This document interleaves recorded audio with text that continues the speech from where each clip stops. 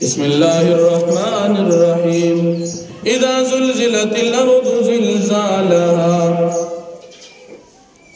سورة زلزال مدنی سورت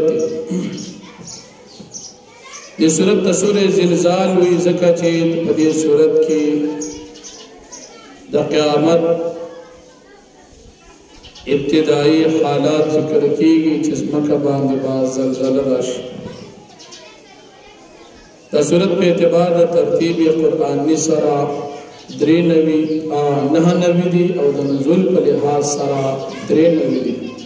پدی صورت کی یور کو اتا آیاتون دی پدی صورت دا مخ کی صورت سرا عربت او مناسبت دا دی چی با مخ کی صورت کی دا قیامت ذکر شو پس پدی صورت کی ہم دا قیامت ذکر دی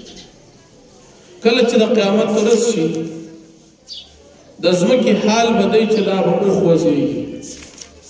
زمکه کې چې څه دي دا ټول درانه بوجونه د دې نه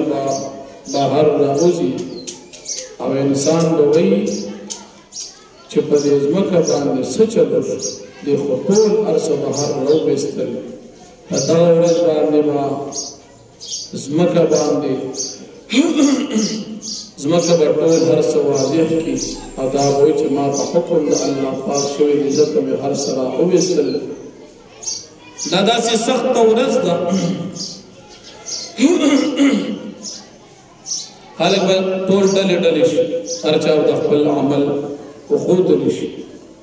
که چا عمل د نیکۍ لږ کړی دی او که د بدۍ کړی دی خپل عمل به درته واضح شي نو فرمایي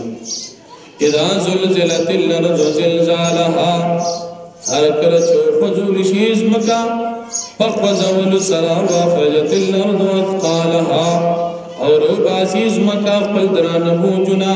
وقال الانسان ما لا وی په انسان څه شوي دي په دې ځمکه باندې یومئذ په دغه ورځ باندې تحدث اخبارها خبره وکړي تحدث اخبارها ظاهري به دا ځمکه خپلې خبرې ان ربک حالا چې بېشکه رب د دې